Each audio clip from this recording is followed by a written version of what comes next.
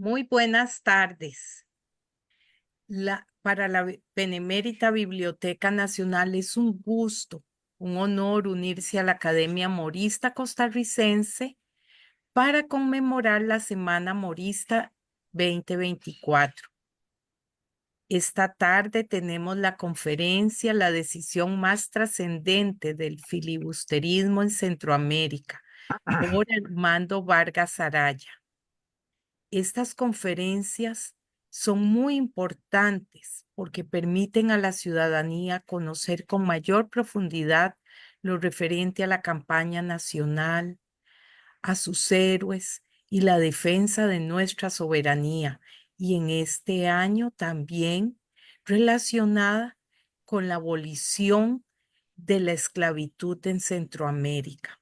Los videos de estas conferencias posteriormente son incorporados a las colecciones patrimoniales de la Biblioteca Nacional y estarán disponibles al público. También constituyen un valioso recurso de apoyo a programas educativos. Un especial agradecimiento al conferencista de esta tarde, a la doctora Elizabeth Fonseca, presidenta de la Academia Morista, a la doctora Ana María Botey Sobrado, coordinadora de la Cátedra Juan Rafael Mora, a Manuel Solano, de la Biblioteca Nacional, y Daniel Bonilla, de la Academia Morista, que nos han apoyado con la logística y transmisión de la actividad. Un especial saludo a los miembros de la Academia Morista Costarricense y un agradecimiento a quienes nos acompañan en vivo, así como a quienes posteriormente vean el video de la actividad que va a permanecer en los Facebook de la biblioteca y de la Academia. Les recuerdo que las 4 conferencias anteriores continúan estando disponibles en ambas plataformas. A continuación le doy la palabra a la doctora Fonseca. Muy buenas tardes. Muchas gracias, doña Laura. Muy buenas tardes, tengan todos y todas bienvenidos y bienvenidas a esta última conferencia del ciclo de la Semana Morista 2024. Hoy tengo el gusto de estar en lugar de la colega Ana María Botey Sobrado, que es la coordinadora de la Cátedra Juan Rafael Mora, quien se encuentra de viaje, pero aquí la suplimos con todo placer. Hoy me corresponde presentarles al colega académico Armando Vargas Araya, escritor, historiador, fundador de la Academia Morista Costarricense. Él fue su primer presidente entre 2015 y 2019 y por su meritoria labor fue designado presidente emérito de nuestra Academia Docta. Así será por siempre. Don Armando es un estudioso verdaderamente incansable de la campaña nacional, de la vida y obra del presidente Juan Rafael Mora. Por eso le correspondió encabezar la Comisión Nacional del Bicentenario Morista en el año 2014. Cuenta don Armando con más de 30 títulos publicados, 19, 20, no sé por cuántos irá de su autoría y otros en coautoría o como editor. Pero yo les quiero mostrar las obras más emblemáticas de Armando.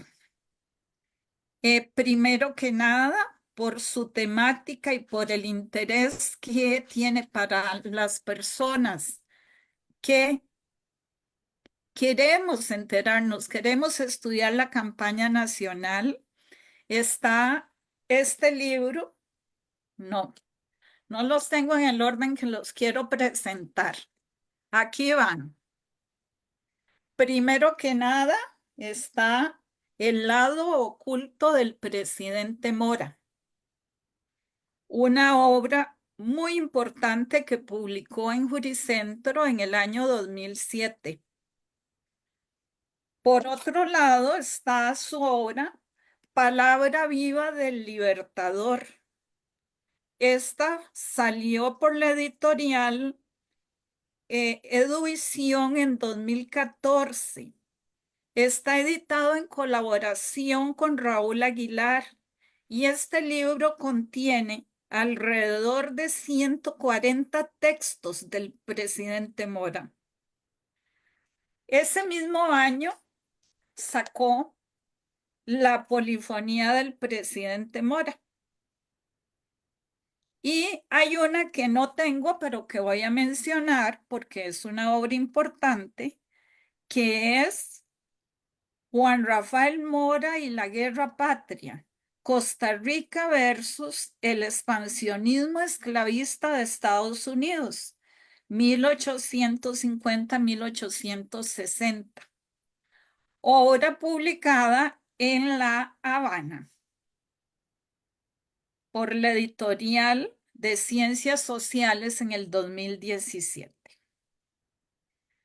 Don Armando ha tenido además una destacada participación política. Fue ministro de Comunicación, fue profesor de la Universidad de Costa Rica y su último cargo fue el de embajador en Australia. Así es que vamos a tener un cierre verdaderamente de lujo para este ciclo de conferencias. Los dejo con don Armando.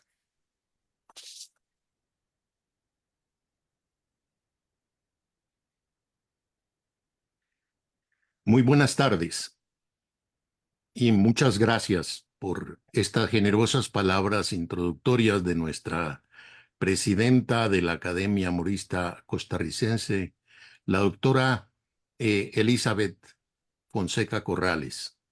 Muchas gracias también a licenciada Laura Rodríguez, directora de la Benemérita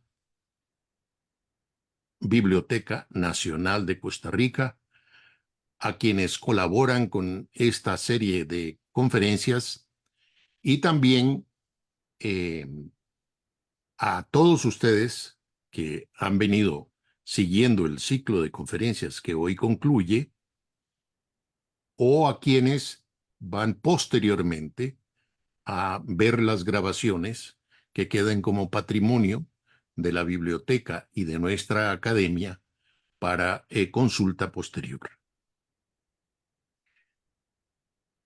Me corresponde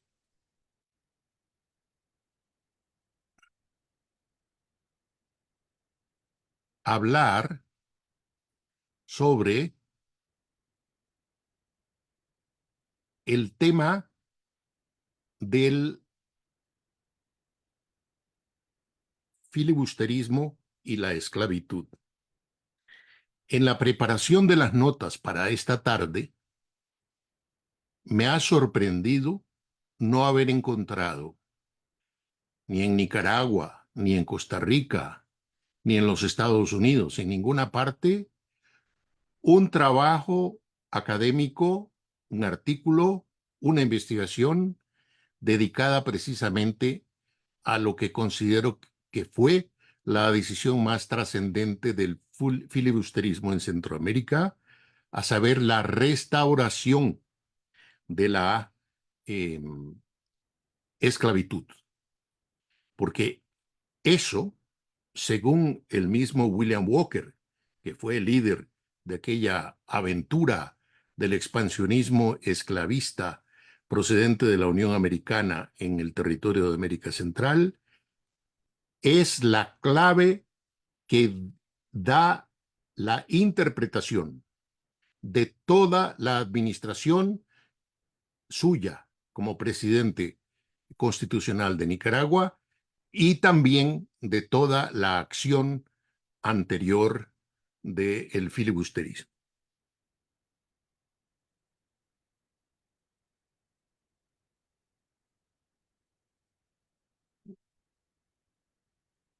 El anglosajonismo racial se impone en la ideología común de unos Estados Unidos en bizarra expansión territorial a mediados del siglo XIX. Los 3 lustros que separan la guerra contra México de la guerra civil o guerra de secesión de Estados Unidos son dominados por unas ideas etnocentristas que un político usamericano, amigo de Walker, por cierto, articula así: todo lo que tenemos de grande o bueno en nosotros es la sangre de nuestros padres europeos. Es la sangre irlandesa y escocesa e inglesa y alemana de ellos la que nos da la grandeza, el poder y la libertad. Estoy citando desde luego. Es la excelente raza blanca, consumada personificación del intelecto en el hombre y la belleza en la mujer, cuya fuerza y privilegio, doquiera va y doquier se queda, es cristianizar y civilizar, ordenar y ser obedecida, conquistar y reinar. Reconozco en condición de igualdad al hombre blanco, pero no son mis iguales ni el hombre rojo de América, ni el amarillo de Asia, ni el negro de África. Esta cita es de quien sería Procurador General de Justicia en la administración del presidente Pierce, gran apoyador, tanto Pierce como Caleb Cushing, de el señor Walker. Y el primer presidente de la República de Texas sostenía que al combatir contra México, los tejanos luchaban por desarmar la tiranía, derrocar la opresión y crear un gobierno representativo. Con estos principios marcharemos a través del Río Grande y antes que la bandera de México flote triunfante sobre las riberas del río Sabín, el estandarte tejano de la estrella solitaria, llevado por la raza anglosajona, desplegará sus brillantes colores en el triunfo de la libertad hasta el istmo del Darién, es decir, el territorio de Costa Rica incluido. Sam Houston fue el primer presidente de la República de Texas, que existió por 10 años, y la ciudad de Houston lleva como nombre el apellido de ese militar. Esas ideas son abreviadas en un solo párrafo por el periodista O'Sullivan, que cito de seguido: el cumplimiento de nuestro destino manifiesto es extendernos por todo el continente que nos ha sido asignado por la providencia para el desarrollo del gran experimento de libertad y autogobierno. Es un derecho como el que tiene un árbol de obtener el aire y la tierra necesarios para el desarrollo pleno de sus capacidades y el crecimiento que tiene como destino. No existe una teoría del destino manifiesto, que tampoco es doctrina, porque no alcanza ese nivel, sino que es propaganda pura y dura, acogida como dogma de fe por individuos, comunidades, periodistas y políticos, en fin, por una nación entera. Más adelante voy a citar al presidente Mora, de cómo debemos de estar alerta para que otro Walker no vuelva a tratar de esclavizarnos. Y aquí debo decir que este lenguaje que acabo de citar, de Cushing, de Houston y ahora de O'Sullivan,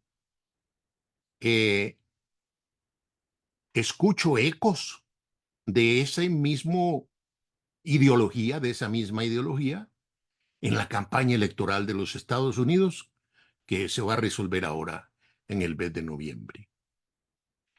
En el decenio de 1850, el sentido usamericano de una misión nacional idealista se corrompe. La mayor parte de los pueblos del mundo quedan, según ese esquema, condenados a la inferioridad permanente o a la extinción. El progreso mundial solo se lograría mediante el poderío dominante de una raza superior, y toda una gama de razas inferiores son acusadas de retardar en vez de fomentar el progreso universal. En inglés hay una palabra para zaguate.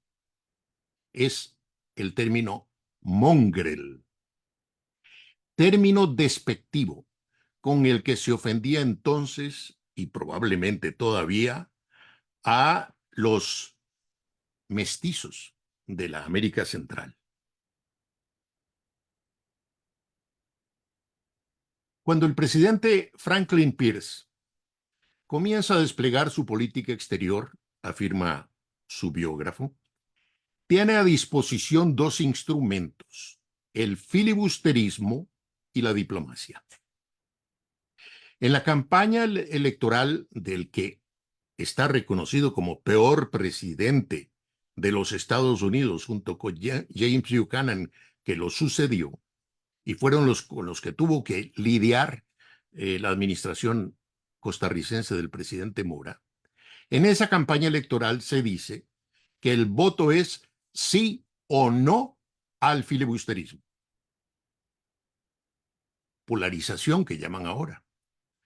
En el discurso inaugural, el 4 de marzo de 1853, Pierce recuerda su generalato en la guerra de 1846 a 1848 contra México y anuncia, en palabras suyas, la política de mi administración no será constreñida por cobardes premoniciones sobre los perjuicios que puedan provenir de la expansión.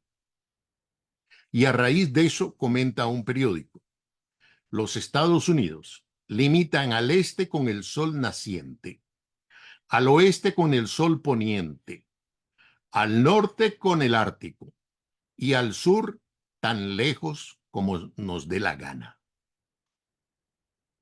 10 meses después de la juramentación del presidente Pierce y al mando de unos 200 soldados de fortuna, 45 al comienzo y luego le llegaron refuerzos, William Walker invade territorios de México. El 3 de diciembre de 1853 proclama la República de Baja California, que luego renombra República de Sonora. Decreta que el Código Civil y el Código de Procedimientos del Estado de Luisiana son vigentes en su nueva república. Y algunos estudiosos sostienen que ese acto equivale a instaurar la esclavitud, puesto que estaba incorporada en el derecho positivo del Estado de Luisiana. En discurso que dirige al pueblo de los Estados Unidos, el autodesignado presidente Walker dice que el nuevo país se crea para desarrollar sus recursos y efectuar una organización social apropiada. Con la imperante lógica del expansionismo esclavista, afirma que bajo la soberanía de México, y esto en palabras de Walker, el territorio seguiría siendo para siempre agreste, semisalvaje e inculto, habitado por un pueblo indolente y medio civilizado. Cuando la gente de un territorio fracasa casi por completo en desarrollar los recursos de la naturaleza que la naturaleza ha puesto a su disposición, los intereses de la civilización exigen que otros vayan y posean la tierra. No se les puede ni se les debe permitir jugar al perro en el pesebre e impedir que otros posean lo que ellos no han podido ocupar y apropiarse. Para el éxito de nuestra empresa, concluye Walker, depositamos nuestra confianza en aquel que controla el destino de las naciones y les orienta por los caminos del mejoramiento y el progreso. Estas son las palabras de la primera vez que intentó ser presidente en un territorio de América Latina, el señor Walker. Estos conceptos suyos se inscriben en la creencia dominante sobre la supuesta superioridad innata de la rama anglosajona americana, que es parte de la raza caucásica. Los estadounidenses desde entonces creen ser un pueblo elegido por la providencia, con una ascendencia impecable, destinado a llevar el buen gobierno, la prosperidad comercial y subversión del cristianismo a los continentes americanos y al mundo entero. Yo leo los periódicos, veo la televisión y veo que las cosas no han cambiado mucho. La justificación ensayada desde la efímera República Filibustera se encuadra en el lema del Destino Manifiesto. No todo filibustero es esclavista, pero quienes patrocinan y financian esas expediciones paraestatales sí que lo son. Este precedente de una organización social apropiada, entre comillas, o lo que llamaban ellos americanización de Baja California y Sonora, es altamente significativa en el propósito de contextualizar lo que sobrevendrá en Centroamérica.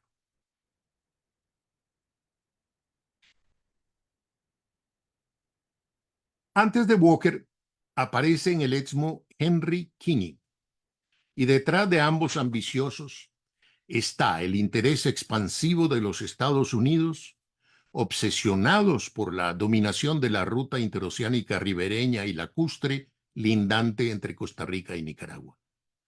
Es una codicia arrolladora por hacer del Mar de las Antillas el Mediterráneo americano, un Mare Nostrum moderno. El proyecto de fundar una república esclavista en la Mosquitia despierta la codicia de los especuladores en 1854 y 1855. La empresa cuenta entre sus accionistas a senadores, diputados y allegados al gabinete de Washington. Kinney es nombrado jefe de la compañía a sugerencia del presidente Pierce, su antiguo compañero de armas en la guerra contra México. Sus artificiosas concesiones de tierras traspasan fácilmente la frontera costarricense.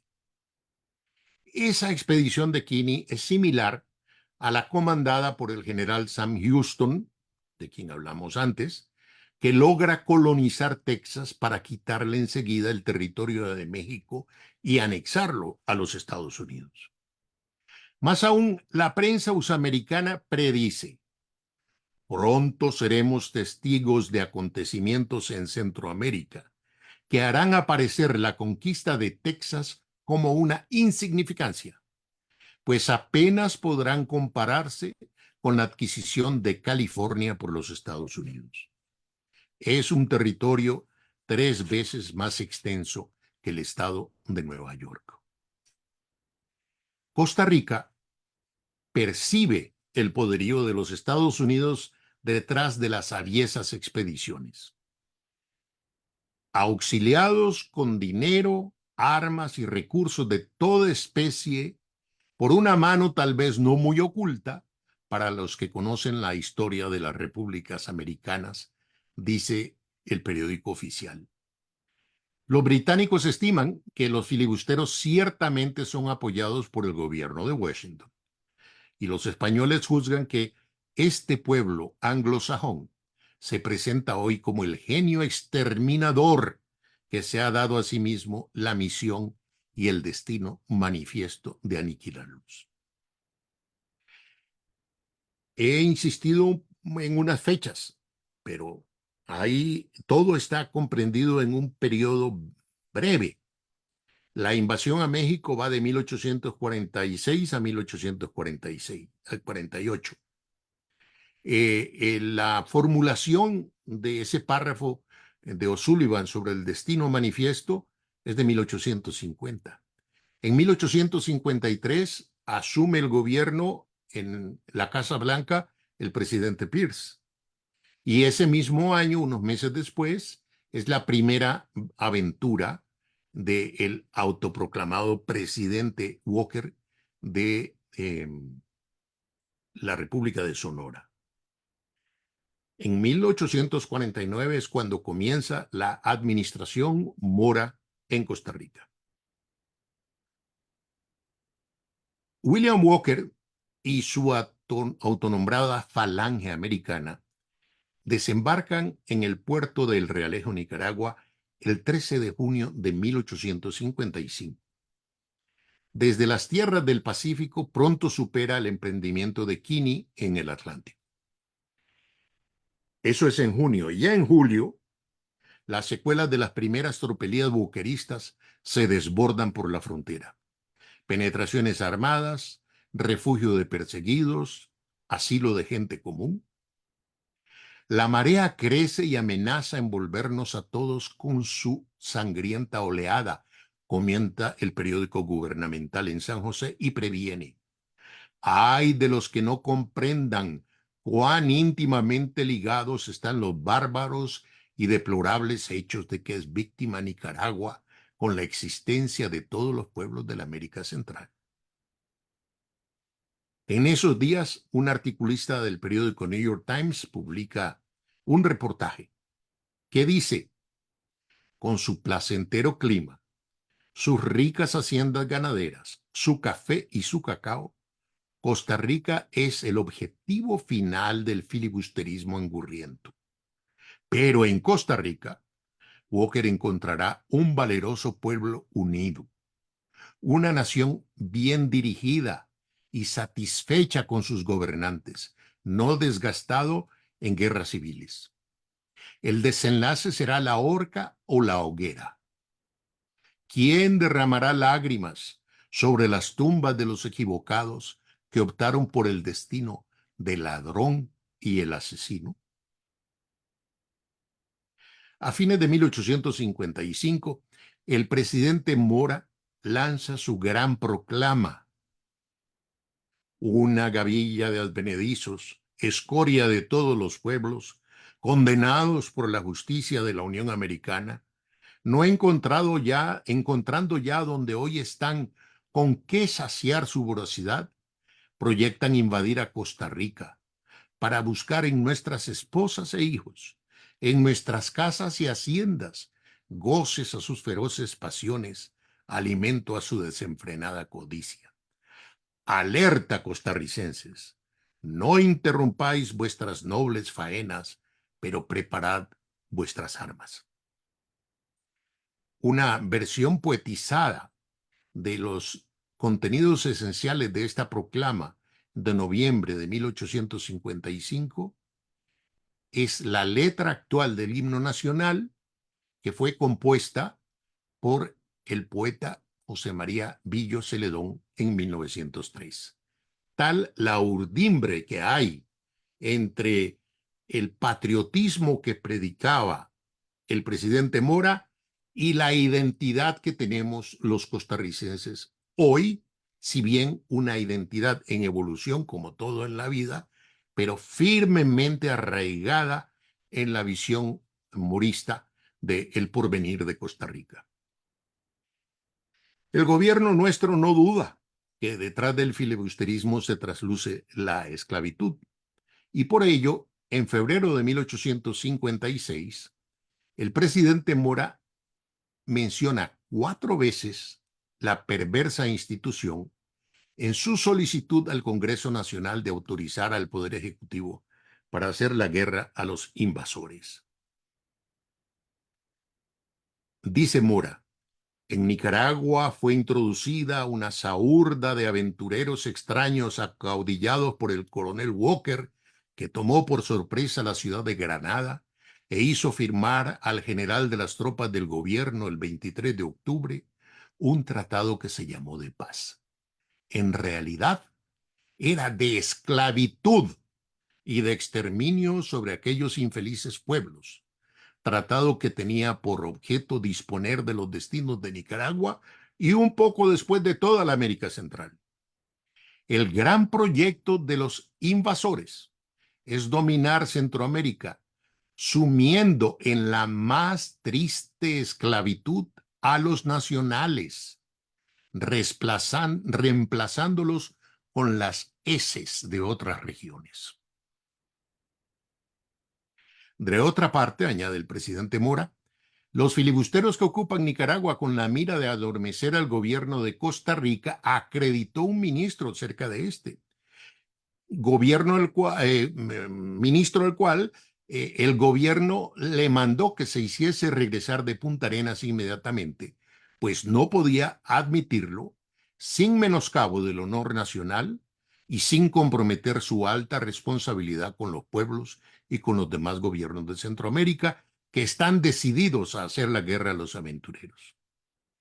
Este desaire y otros muchos motivos, unidos a los contratos que tienen de conquista y esclavitud de las repúblicas, decidirá esa horda de forajidos a principiar las hostilidades dentro de muy pocos días sobre nuestras fronteras.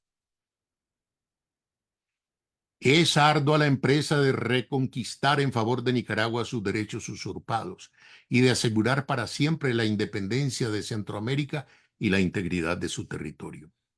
Pero en la convicción de que es menos cualquier sacrificio de parte de la nación que entregarla a la esclavitud, no hay otro arbitrio en circunstancias tan apuradas que tomar las armas y no dejarlas hasta obtener el triunfo sobre los enemigos de nuestra independencia y de nuestra raza, hasta tocar en el feliz término que se desea. Es decir, al inicio no más, el presidente Mora comprende que el esquema del expansionismo filibustero es transformar a Centroamérica en un territorio de esclavos africanos y capataces anglosajones que aniquilarían a la población mestiza. Y aún faltan 7 meses para la restauración legal de la esclavitud en la Nicaragua ocupada militarmente. Pero ya el presidente de Costa Rica tiene claro de qué se trata la invasión de los filibusteros en Nicaragua. Del lado suyo, los filibusteros declaran que la misión de ellos es rescatar a los pueblos centroamericanos del estancamiento, el catolicismo reaccionario y la barbarie. En los Estados Unidos se cree que el catolicismo engendra el despotismo y es incompatible con la democracia. La dimensión hispanoamericana de la pugna es confirmada por el mismo Walker en una arenga a los aventureros que están acantonados en Rivas. Estas palabras, con cambios menores, recuerdan a una famosa frase que escribió luego el constitucionalista Quincy Adams, el gran líder de Estados Unidos Jefferson, muchos años atrás. Y este concepto con el que Walker arenga a los filibusteros recuerda aquella frase de Jefferson. Dice Walker: vinimos aquí como columna de vanguardia de la civilización americana. Nuestra misión se extiende más allá de los límites de la visión ordinaria y abarca el destino no solo de Nicaragua, sino tal vez la redención y civilización apropiada de toda la América española. Jefferson Davis, ministro de la Guerra en la administración Pierce y futuro presidente de los sudistas Estados Confederados de América en la Guerra de Secesión, es favorecedor de Walker, a quien defiende en el gabinete de Washington, como también lo hace, como mencionamos antes, el procurador general Caleb Cushing. Es que el único conflicto externo que involucra a Estados Unidos en los 50 años que van de la guerra contra México a la guerra de 1898 contra España en Cuba es acometido por un ejército irregular de civiles usamericanos.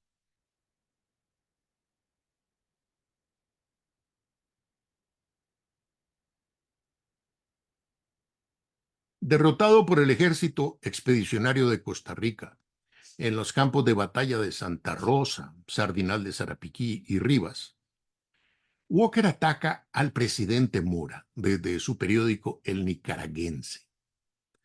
Lo apostrofa de cobarde cuarterón, porque desprecia el color moreno claro de la piel de su adversario costarricense, a quien insulta como, comillas, parte de esa tribu de caretos mestizos que se niegan a reconocer al gobierno de Nicaragua, porque el general William Walker es el jefe de su ejército y de su armada.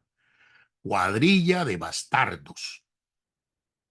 Y profetiza, comillas, en los tiempos que vendrán, cuando el nuevo elemento anglosajón que está dando vida y energía al alicaído rumbo de la democracia en este estado, Nicaragua no solo florecerá como un jardín, sino que controlará los destinos de Centroamérica.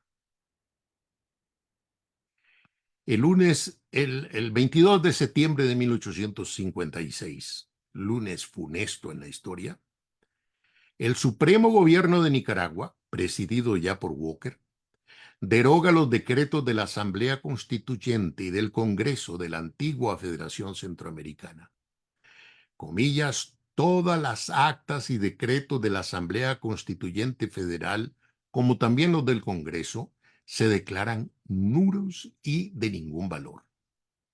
Entre los decretos anulados está el de la abolición de la esclavitud, llamado Decreto sobre la Libertad, emitido por las Provincias Unidas de Centroamérica el 24 de abril de 1824, que dispone dar libertad a los esclavos habitantes del territorio. Nadie puede nacer esclavo. Los esclavos que huyan de otros territorios serán libres, y establece una indemnización para los propietarios de esclavos.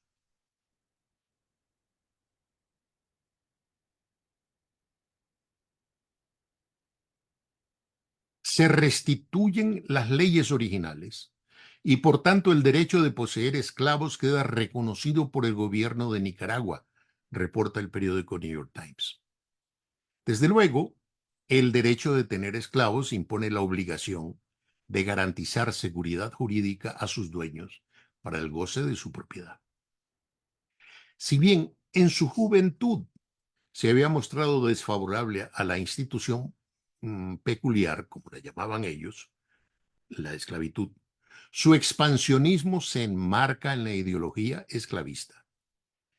El propio comandante filibustero escribirá, y estas palabras son el punto preciso de por qué me atrevo a titular esta conferencia como la decisión más trascendente del filibusterismo en Centroamérica. Palabras de Walker, comillas. La derogatoria de la prohibición abre claramente las puertas a la introducción de la esclavitud. Y refiriéndose a sí mismo en tercera persona, afirma categóricamente: por este decreto debe juzgarse la administración Walker, porque es la clave de toda su política. Repito, por este decreto debe juzgarse la administración Walker, porque es la clave de toda su política. ¿Cómo se explica su metamorfosis hacia la esclavitud? El contacto con los mestizos repugna al filibusterismo o piratería de tierra. El periódico El Nicaragüense, que forma parte del arsenal de guerra, órgano de prensa que Walker maneja con disciplina militar y cuyos artículos salen a menudo de su propia pluma, arguye que, y esto es una cita textual, entre comillas, a los nicaragüenses no les gusta trabajar. El nica se echa a dormir en la primera hamaca que encuentra desocupada y sentencia que el individuo de sangre mixta es demasiado perezoso para vivir. O sea, el holgazán merece la muerte. El Congreso de Washington aprueba en 1854 la ley Kansas-Nebraska con su recurso a la soberanía popular, que permitiría la extensión de la esclavitud a nuevos estados y territorios. Walker hace profesión de fe negrera en su hoja de propaganda que elogia el credo de la soberanía popular y la expansión indefinida. Los hombres no son todos iguales, no fueron creados iguales al comienzo. La raza caucásica debe ser libre en todas partes, casi bajo el ecuador, de una gran mar a la otra. En el centro de la tierra conocida se formará una nueva república y su misión será la de poner en práctica la fe y las doctrinas del sur esclavista. Y conforme calienta la acometida negrera usamericana, los invasores se alinean con el designio sudista. De su puño y letra escribe Walker: imposible es contener el debate del problema de la esclavitud en los Estados Unidos. El decreto del 22 de septiembre no es el fruto de una precipitación apasionada o de la impremeditación. Fija la suerte de Nicaragua y ata la república al carro de la civilización americana. El sur necesita romper las vallas que lo rodean por todos lados y llevar la guerra entre las dos formas de trabajo, el trabajo libre y el trabajo esclavo, más allá de sus límites. El decreto de la esclavitud procura ligar los estados del sur a Nicaragua, como si este país fuese uno de ellos. En rigor, El ruin aventurero es una pieza centroamericana de la deletérea partida de ajedrez que se disputa en el tablero de la Unión Americana y que estallará 5 años más tarde en la Guerra de Secesión que va de 1861 a 1865.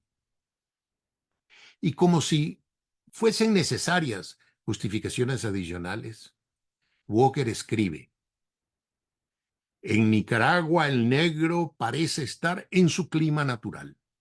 Es más, la sangre negra parece afirmar su superioridad sobre el indígena de Nicaragua.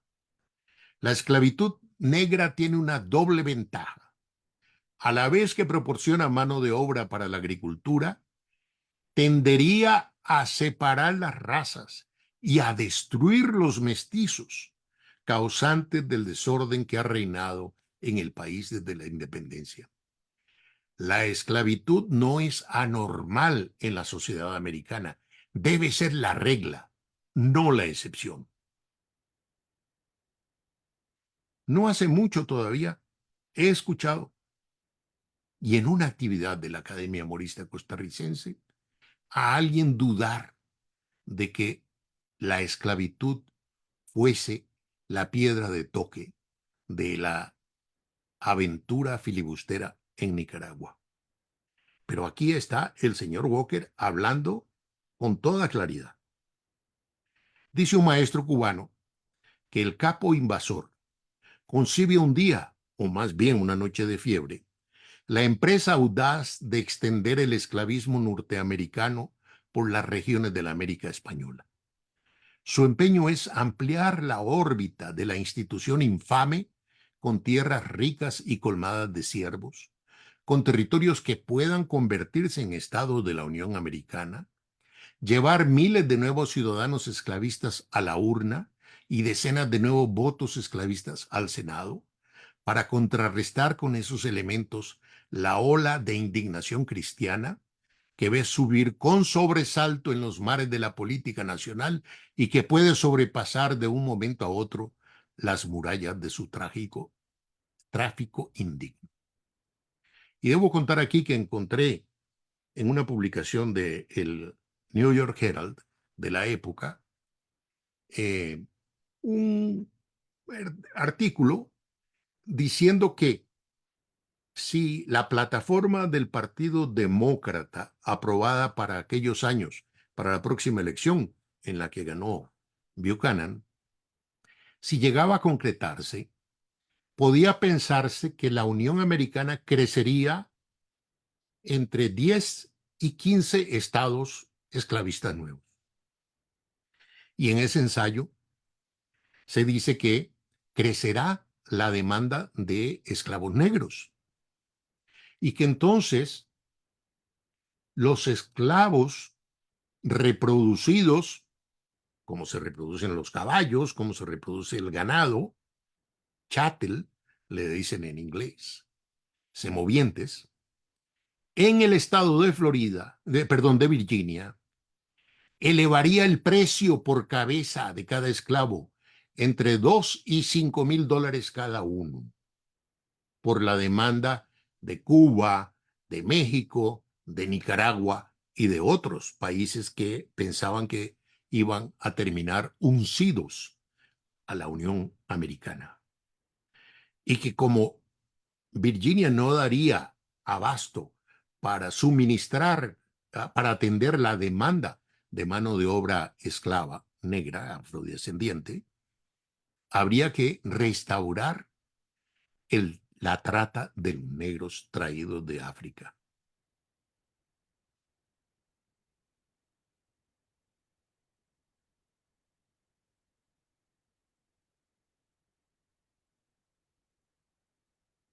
El presidente Mora comprende a cabalidad la dimensión, la profundidad y el peligro del desafío usamericano.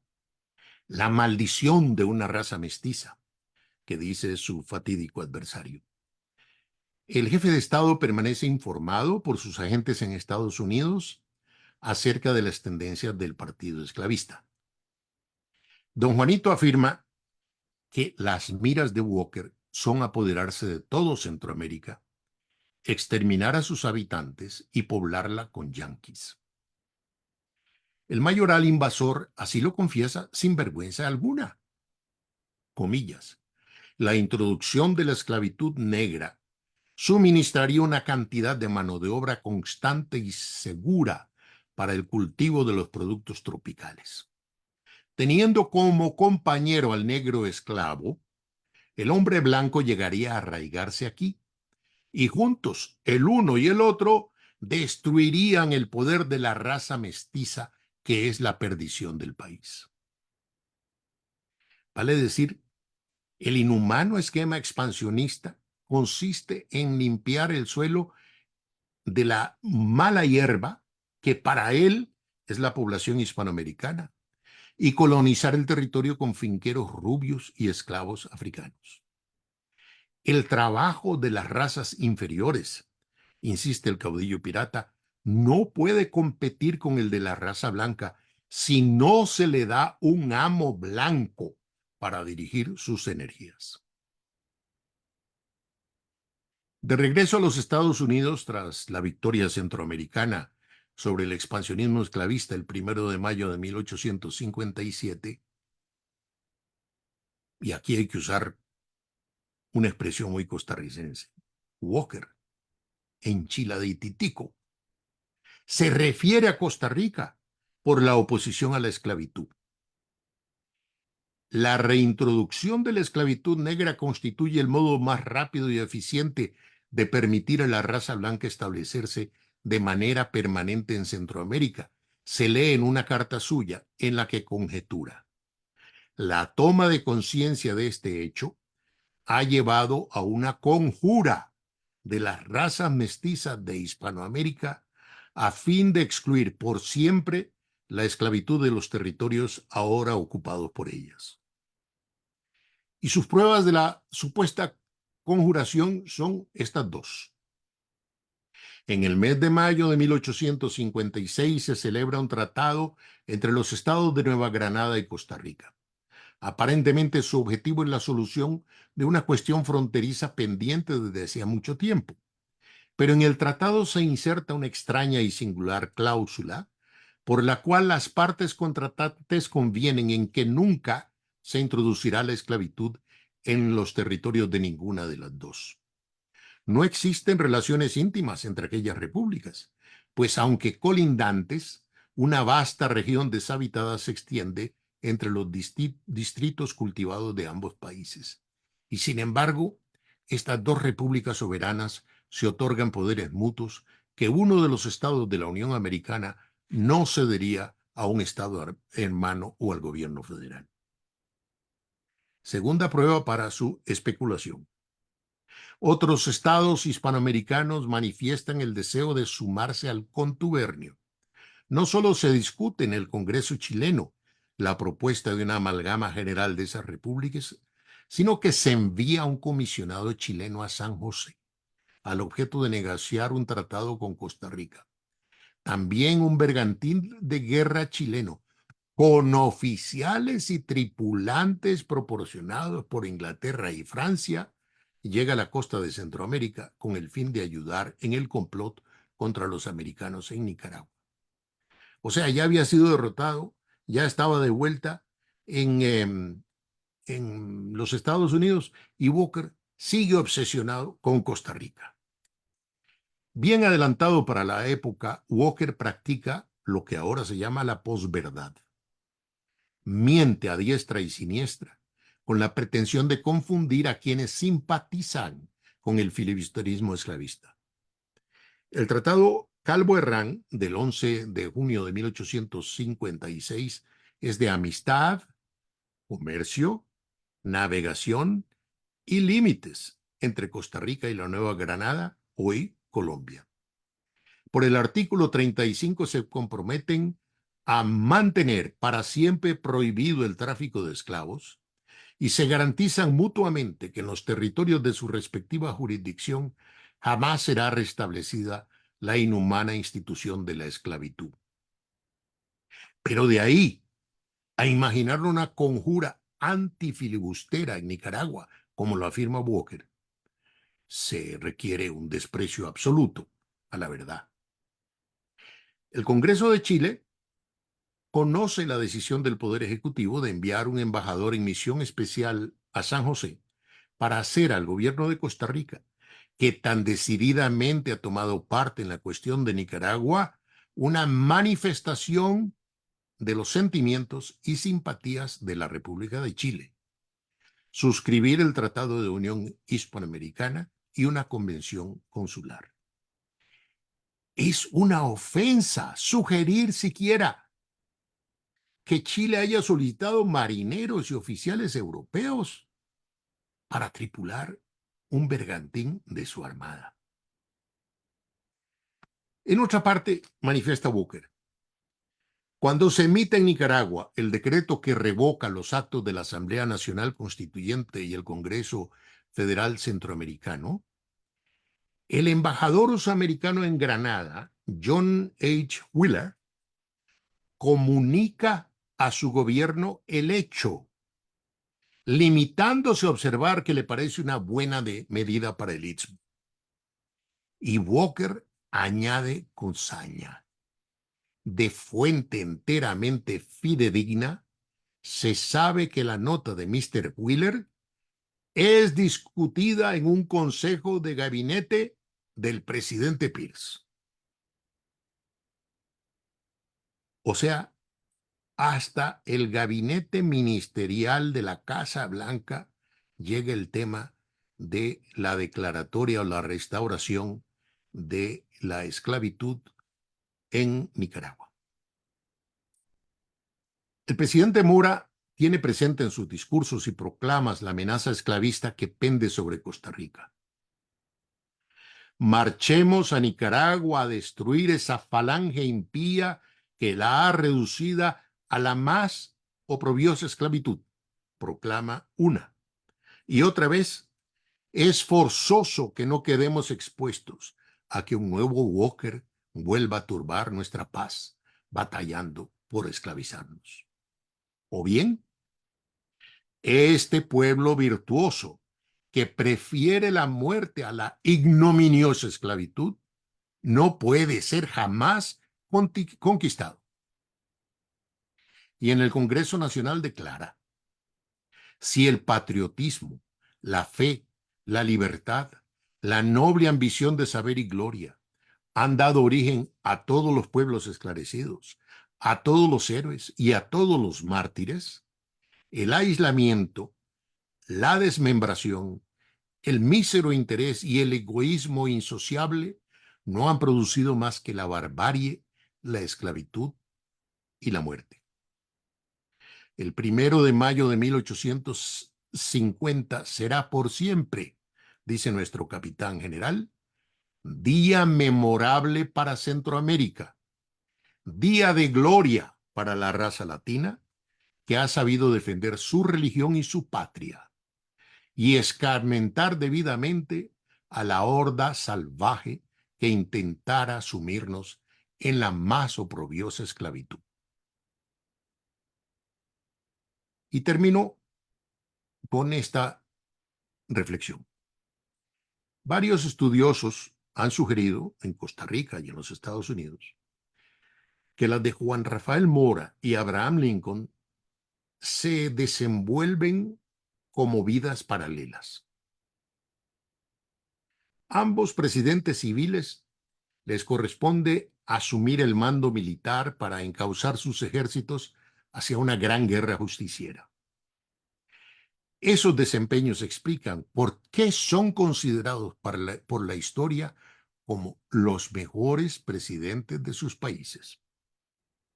En lo universal, ambos excelentes varones se oponen a la esclavitud y lideran guerras para que prevalezca la libertad del ser humano. Con distancia de años y lugares, Mora y Lincoln combaten en contra de similares enemigos y su coraje y sus ideales alientan y nutren el sentido democrático e igualitario de sus naciones. Muchas gracias por la atención que ustedes han tenido a bien dispensar a estas palabras que ya van acercándose a una hora dentro de unos pocos minutos. Muchas gracias, doña Laura y doña Elizabeth, y quedo a la orden de ustedes. Muchísimas gracias, don Armando. Por favor, le rogamos dejar de compartir para poder vernos en tamaño mayor. Muy bien, estoy tratando de hacer eso, dejar de compartir. Ya, Ya, listo. ahora sí. Muchísimas gracias por esta esclarecedora conferencia. Yo misma he sido tu alumna hoy aquí tomando notas porque realmente es un tema que no se ha trabajado. Cuando en las proclamas don Juan Rafael Mora habla de la esclavitud, cualquiera podría confundirse y no pensar en la institución abominable que es el sometimiento de seres humanos a propiedad de otros seres humanos, sino más bien como en un sentido figurado de pérdida de la libertad. Y creo que la cosa no es tan así. A mí me parece que tu conferencia del día de hoy lo ha dejado debidamente claro y ha establecido con toda propiedad el problema de la supremacía de los europeos y de los estadounidenses que son sus herederos y se sienten de raza blanca, como se decía en la época. Esto me parece realmente muy interesante porque era el momento en que las potencias europeas se estaban repartiendo no solamente el continente africano, sino también Asia. Y era el momento en que en los Estados Unidos se estaban apropiando de los territorios indígenas. Los Estados Unidos como potencia emergente que todavía no había logrado unificar su territorio, especialmente por los difíciles problemas de comunicación y por la presencia de pueblos indígenas que todavía defendían sus territorios. Entonces, les queda muy cómodo a esos norteamericanos apropiarse de las ideas supremacistas de la raza blanca para unificar su propio territorio, pero no se contentan con eso, sino que van más allá y quieren más y más. Bueno, eso a mí me ha quedado totalmente claro, me parece muy atinado. Eh, Creo que la Semana Morista del presente año ha dejado varias cosas totalmente en claro. Para las personas que no han podido escuchar las demás conferencias de este ciclo, les informo que la primera que dio don Quince Duncan nos puso ante la institución de la esclavitud a nivel bastante global, la puso en contexto. Fue una excelente introducción para lo que seguía. La segunda conferencia del doctor Arnaldo Moya nos puso ante la esclavitud doméstica en la ciudad de Cartago y en la provincia de Costa Rica en general, porque aquí ha habido un gran error. Hay gente que considera que la esclavitud y la población negra se introdujeron en nuestro país a raíz de la construcción del ferrocarril y del banano, pero no. Esto data de la misma conquista del periodo colonial.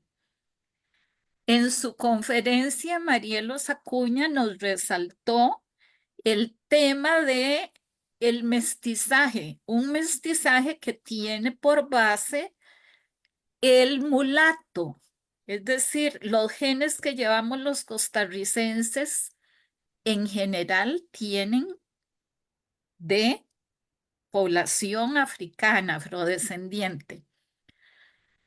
Ayer don Vladimir de la Cruz nos dejó algo muy en claro, nos dejó claro que el proceso de discusión de la abolición de la esclavitud se dio por parte de los pensadores liberales. Nos destacó el tema del padre Florencio del Castillo y su papel en las Cortes de Cádiz defendiendo la no esclavitud. Nos dejó en claro que el Congreso Federal Centroamericano en 1824 abolió la esclavitud en todo el territorio centroamericano. Y hoy don Armando retoma desde ese punto para explicarnos qué fue lo que sucedió y cómo los intereses expansionistas del esclavismo sureño norteamericano se extendieron hasta nuestro territorio y por poco perdemos la soberanía, la libertad y se restablece la esclavitud. Esa es la línea que se ha llevado. Y me parece que la conferencia de hoy ya no nos deja ninguna duda. Quiero preguntarle a doña Laura, a Manuel, si tenemos comentarios, preguntas en el Facebook de la Academia o en el de la Biblioteca Nacional.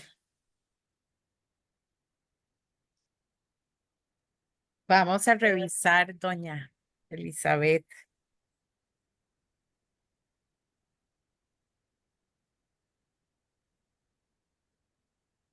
Aquí Manuel me compartió un comentario de la señora Isabela López Apú. Dice que estas charlas le han recordado sus clases en la UCR y ella como porteña de cepa nos recuerda que don Juanito Mora fue fusilado en Punta Arenas, asunto de suma importancia. Y dice que hay que conocer la historia para aprender del patriotismo de don Juanito Mora. Muy bonito el comentario de la señora López, lo agradecemos. Esa es tarea de la Academia Morista. Y doña Elizabeth, hay muchas felicitaciones para don Armando. Yo me uno a la felicitación por esta conferencia tan importante. No hay más preguntas. Creo que fue una conferencia muy, muy clara. Y bueno, también deseo agradecer y felicitar a la academia porque ha sido una semana de excelentes, excelentes conferencias. Entonces, agradecer eh, la organización y esta propuesta y cómo va a quedar como parte de los documentos de la Biblioteca Nacional y que esperamos que también pueda llegar hasta muchísimos educadores y gente que pueda usarla como recursos pedagógicos. Muchísimas gracias. Yo, si no hay más preguntas, entonces no me queda más que agradecerle de nuevo a nuestro conferencista del día de hoy, pero sobre todo también quiero dar un especial agradecimiento a la Biblioteca Nacional, a la Benemérita Biblioteca Nacional, en la persona de su directora, doña Laura Rodríguez, a los funcionarios de la biblioteca que nos han acompañado durante toda la semana, a quienes hoy agradezco diciéndole esto a Manuel Solano, que es quien nos acompaña. Daniel Bonilla de la Academia Morista se ha encargado de hacer los links y la publicidad de este ciclo de conferencias. Y quisiera agradecer de manera muy especial, aunque no me estoy yendo, pero es lo justo dejarlo consignado, la excelente labor que realiza mi colega Ana María Botey como coordinadora de la cátedra Juan Rafael Mora, que no solamente organiza la Semana Morista, sino las conferencias mensuales que por esta misma vía transmite la Academia Morista. Así es que muchísimas gracias a las personas que nos han seguido el día de hoy y también agradezco desde ya a quienes se sumen en el futuro a escuchar cualquiera de estas conferencias. Muchas gracias y muy buenas tardes.